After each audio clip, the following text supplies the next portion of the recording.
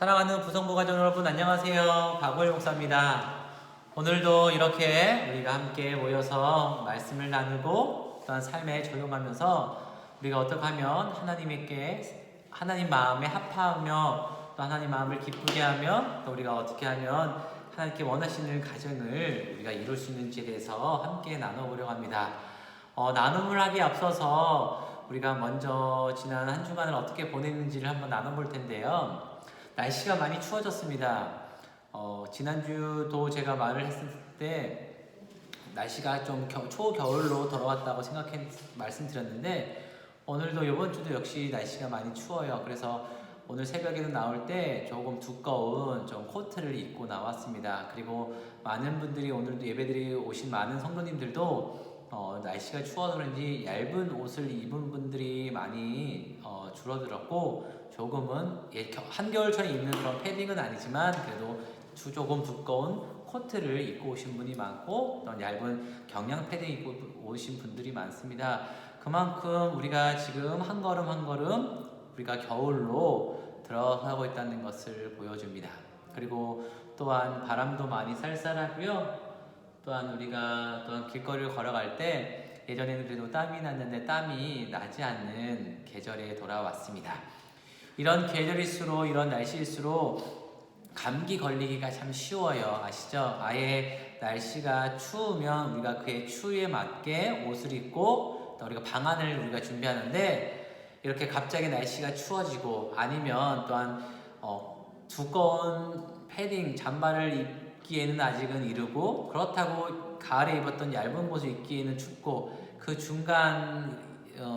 중간에 있는 그 온도 때문에 무엇을 입을지 고민하다가 좀 얇게 입으신 분들은 바로 감기를 걸리기 쉽습니다. 예를 들어서 이제 아침과 밤에 나오시는 직장에 회사에 가셨다가 늦게 오신 분들은 이제 그 기간 출근하고 퇴근하는 시간에 춥기 때문에 좀 그게 온도에 맞게 기온에 맞게 옷을 입고 오시는데 예를 들어서 낮에 좀 활동하시고 하시는 분들은 낮에는 아침과 일교차가 크거든요. 거의 10도 이상 나기 때문에 새벽과 아침과 저녁 그 온도보다 오후는 그래도 좀 10도가 높습니다. 그러다 보니 조금 아침과 저녁에 입었던 옷을 입기에는 조금 덥거든요.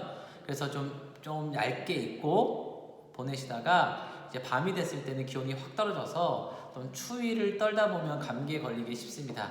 어떻게 제가 얘기 잘할까요? 제가 그래 본 적이 있거든요. 그래서 항상 우리가 온도를 그 날씨에 옷을 입을 때는 낮의 기온을 맞추지 마시고 낮에 있는 온도 기온은 장관이거든요. 그래서 항상 아침과 저녁의 기온을 날씨와 기온을 온도를 보고 그에 맞춰서 옷을 입으시면 되고요. 만약에 그 오후에 이제 옷이 조금 기온이 올라 덥다 하면 잠깐 그 좀 있는 외투를 벗으면 아무 문제가 없거든요. 그러니 우리 성도님, 우리 부성부 가족 여러분들 날씨가 이제 계속해서 이 온도를 이 기온이 추워졌다가 뭐 하루 이틀 지난주 다음 주 다 보면 더 온도가 기온이 떨어질 텐데 이제는 좀 더 따뜻한 옷을 입으시고 또한 그래서 아침 저녁으로 또한 찬바람을 맞더라도 추위를 잘 감싸서 감기 걸리지 마시고 또 우리가 또 코로나19 때문에 마스크를 계속 쓰다 보니까 예전과 다르게 감기 환자가 많이 줄어들었습니다. 왜냐면 코로나19로 인하여 마스크를 쓰고 그걸 통해서 이제 저희가 이제 비말이죠. 그걸 그 상대방을 통해서 튀지 않고 있고 또 우리가 손도 자주 쉬다 보니까 감기 바이러스가 우리 몸에 잘 들어오지 않습니다. 그래서 감기 걸린 환자들이 많이 줄었답니다. 어떻게 보면 지금 코로나19 바이러스도 감기 바이러스라고 합니다. 감기의 한 일종이라고 합니다. 즉 우리가 마스크 쓰고 또한 방역을 위해서 손을 잘 씻고 보면 감기가 잘 오지 않고 그러나 이제 춥게 있다 보면 그 추위에 떨다 보면 또한 바이러스가 올 수 있으니까 감기 조심하시고 또한 이번 주 한 주도 따뜻하게 옷을 입으셔서 우리 감기 한 번도 걸리지 않고 건강하게 이번 주 한 주를 보내시고 다음 주 만나 뵙기를 바랍니다. 그러면 우리 한 주간 또한 어떻게 이제 영적인 우리의 생활을 경건생활 어떻게 했는지 나눠보려고 하겠는데요. 지난 한 주 또한 지난주가 특별히 우리가 추수감사절로 보냈는데 그러면 이번 지난주 한 주 감사한 제목이 있으셨나요? 어떤 기도가 있으셨나요? 많은 것이 있을 수 있지만 저는 하루하루가 하나님께서 생명을 주시고 그 생명 주심에 하루하루를 살아가는 것이 감사를 느꼈습니다. 왜냐하면 오늘 자다가 내일이 우리는 당연히 있다고 생각하지만 그 내일이 우리에게 없을 수 있거든요. 즉 우리가 오늘 자고 내일 하루가 하나님께 주신 것 그 자체가 감사입니다. 그러니까 또 하나님께서 건강을 주셔서 내가 일할 수 있는 또한 직장을 주시고 또한 그 직장을 통하여 하나님께서 주시는 또한 그 물질을 통하여서 우리가 그래도 최소한의 삶을 영위할 수 있다는 것도 감사인 거죠. 그것 하나하나가 하나님께서 우리에게 베풀으신 은혜이거든요. 만약 하나님께서 건강을 뺏어가신다면 우리에게는 그 건강을 잃음으로써 우리가 일을 하고 생활하는 것 큰 제약이 있다는 거죠. 그래서 처음부터 이런 예는 조금 부적절할 수 있지만 좀 이해해 주시고요. 처음부터 몸에 장애를 안고 불편함을 입고 오신 분들은 그래도 그 생활하면서 그래도 잘 적응하고 큰 문제가 없는데 건강하게 사시다가 이제 좀 몸을 좀 사고나 여러 가지 이유 사고를 통해서 다치신 분들은 그 후부터의 삶이 전혀 다르다고 합니다. 왜냐하면 한 번도 경험하지 못했거든요. 즉 우리에게는 그런 건강을 주시고 또 하나님께 지켜주시는 것 자체가 은혜입니다. 그러니 그거 소소한 것 하나, 작은 것 하나에서부터 하나님께 감사하며 또 하나님께 감사, 365 감사 일기를 쓰시는 모든 부성부 여러분 되시기를 바랍니다. 그럼 오늘 말씀은 우리가 에베소서 2장 14절 말씀, 365 말씀입니다. 그는 우리의 화평이신지라 둘로 하나를 만드사 원수된 것 곧 중간에 막힌 담을 자기 육체로 허시고라는 말씀입니다. 이 말씀을 우리가 한번 잠깐 묵상해 보면 이런 말씀입니다. 하나님께서 죽을 수밖에 없는 우리가 그때라는 단어가 나오는데 그때는 언제냐면 바로 우리가 구원받기 전 그때는 허물과 죄로 인하여 우리는 죽을 수밖에 없는 존재이고 우리는 하나님의 자녀가 아니라 진노의 자녀 즉 심판을 받아야 할 자녀이지만 하나님께서 우리에게 귀하신 그 아들 예수 그리스도께서 이 땅에 오시고 그분의 그 십자가와 부활을 통하여 우리는 어떻게 됐다고요? 이제 하나님의 그 은혜를 받고 구원을 받았다는 거죠. 그래서 하나님 우리에게 우리의 삶이 분열과 아픔의 그 삶을 평화를 허락하여 주셨고 또한 둘이었던 것을 하나님께서 자신의 육체를 십자가에서 죽으심으로 하나로 만들어 주셨다는 말씀입니다. 이것이 얼마나 우리에게 은혜인가요? 구원은 우리에게 있는 것이 아니라 바로 하나님께 있다는 말씀입니다. 우리에게는 구원의 능력이 없습니다.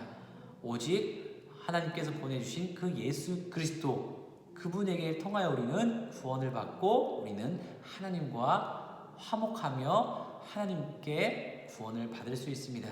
이 말씀을 꼭 기억하면서 내가 바로 하나님의 구원받은 자로 하나님의 자녀로서 살아가시는 우리 부성부 가족 여러분 되시기를 바랍니다. 그러면 이제 함께 말씀을 나누겠습니다. 오늘 주제를 나눠볼 텐데요. 오늘 주제도 부부가 꼭 알아야 할 이야기 중 하나입니다. 우리가 지금까지 작년부터 이어서 계속해서 우리가 부부가 알아야 할 주제를 살펴보고 있는데 우리의 삶 가운데서 적용하면 정말 좋은 주제들이에요. 그 중에 오늘은 무엇을 나눠보고 싶냐면 영적인 친밀감입니다. 제가 예전에 친밀함이라는 주제로 우리가 나눠보았잖아요. 근데 그때 친밀함은 일단 예수님을 믿던 안 믿던 사람들이 일상적으로 우리가 부부가 친밀해져야 된다 말을 했다면 이번에는 세상 사람과 다른 믿지 않는 사람과 다른 믿는 사람들의 친밀함을 말하는 겁니다. 즉 우리는 영적인 사람이에요. 왜요? 하나님께서 사람을 영적인 동물, 즉 영이라는 것은 어떻게 해석하냐면 하나님과의 교제할 수 있는, 즉 동물에게는 이 영이 없어요.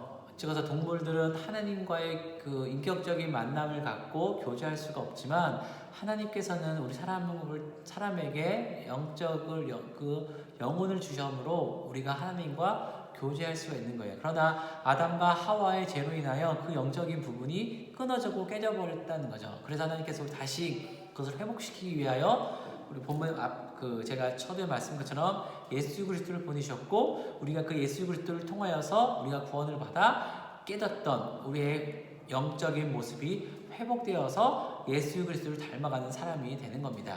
그러다 보면 우리가 더욱더 영적인 사람, 즉 영적이라는 것이 뭐 어떤 신령한 것을 말하는 게 아니에요. 어떤 우리가 말했던 건 뭐 어딘가를 떠돌아다니고 신령한 것을 말하는 것이 아니라 우리 삶 가운데서 하나님과 우리가 영적인 관계 맺는 것, 즉 하나님과의 인격적인 관계를 맺고 하나님과 동행하면서 하나님과 영적인 깊은 교제를 통하여서 만남을 갖고 하나님 원하시는 뜻이 무엇인지를 서로 알아가면서 또한 우리가 기도를 통해서 하나님부터 알아가는 것과 똑같습니다.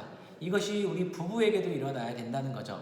영적인 친밀감. 그래서 일단은 친밀감이라는 것은 뭐냐면 서로 친해야 된다는 거죠. 왜냐하면 상대방을 알기 위하여는 내가 처음 만난 사람을 만났어요. 우리가 예를 들면 처음 만난 사람을 만났을 때 이 사람을 친해지고 싶으면 어떻게 돼야죠? 다가가야 돼요. 친하지 않으면 이 사람에 대해서 알 수가 없잖아요. 그냥 친하게 말만 생각하고 행동하지 않으면 이 사람이 어떤 사람인지 알 수가 없어요. 어떻게 하죠? 다가가서 대화를 해보고 얘기를 나누고 또 그러면서 대화와 영적인 대화를 통하여서 이 사람에 대해서 알아갈 수 있는 거잖아요. 그것이 바로 대화이고 방법이고 그걸 통해서 친밀해지고 친해질 수 있는 거죠. 그렇다 보면 더 어떻게 돼요? 더 그 관계가 써먹했던 그 관계가 더 화기애애해지면서 내가 말하지 못한 부분 더 친해진다면 내가 말하지 못한 부분을 나누면서 더 친해질 수 있다는 거죠. 맞죠? 그 안에서 우리는 더 영적인 모습이 나타내는 거죠. 이 영적인 것은 좀 더 우리가 말했던 건 좀 더 우리가 말하는 교회에서 말하는 기독교에서 말하는 그 경건 생활을 통해서 이루어질 수 있다는 거죠. 예를 들면 우리가 친밀해지기 위해서 만나서 차를 마시잖아요, 맞죠? 차를 마시고 차를 마시는 대화를 하는 것처럼 우리가 그런 모습들을 통하여서 더 친밀해지고 영적인 모습을 나타냈던 거죠. 그 뭐가 있을까요? 첫 번째가 되면 가정 예배예요. 가정 예배를 통하여서 우리가 예배를 통하여서 남편과 아내가 그 예배를 통하여서 또 예배를 통하여서 하나님께 받은 은혜를 서로 나눌 때 더 친밀해질 수가 있다는 거죠. 영적인 예를 들어가면 왜냐하면 하나님께서 우리에게 주신 말씀인 목사님을 통하여 주신 말씀이 있다면 그 말씀 안에서 내가 받은 말씀이 있다는 거죠. 왜냐하면 그 모든 말씀이 중요하지만 내 마음에 하나님께서 조명해 주셔서 비춰주는 그 말씀이 있다는 거죠. 예를 들면 나는 오늘 말씀이 사랑해야 하는 말씀에 은혜가 된 거고 아내는 어떤 보면 소망에 대한 말씀이 있으면 그 사랑에 대해서 이야기를 하고 소망에 대해서 얘기하다 보면 다르지만 이걸 통해서 서로를 이해하고 더 신앙 안에서 더 굳건해질 수 있다는 거죠. 이것이 바로 영적인 친밀감입니다. 이런 시간을 많이 가져야 돼요. 그래서 첫 번째가 뭐냐면 예배를 드리셔야 돼요. 예배를 드리고 예배를 통하여 서로 받은 말씀을 나누고 또한 예배를 통하여서 우리가 위로받을 때 내 옆에는 누가 있다? 사랑하는 남편과 아내가 함께 예배드린다는 걸 통해서 더 영적인 친밀감을 느낄 수가 있다는 거죠. 특히 코로나19 있는 상황에서 대면으로 나오지 않고 비대면일 때 오히려 그 영상을 통하여서 온라인을 통해서 비대면으로 예배드릴 때 더욱더 우리 부부밖에 없지만 그러나 우리가 더 예배를 잘 드릴 수가 있다는 거죠. 그 대화할 수 있고 이것이 영적 친밀함이고요. 두 번째 방법은 무엇이 있을까요? 두 번째 방법은 뭐가 있을까요? 저는 기도할 때로 생각합니다. 예배를 통하여서 서로에 대한 기도 제목을 나눌 때 또한 영적인 친밀감이 있다는 생각합니다. 있습니다. 보세요.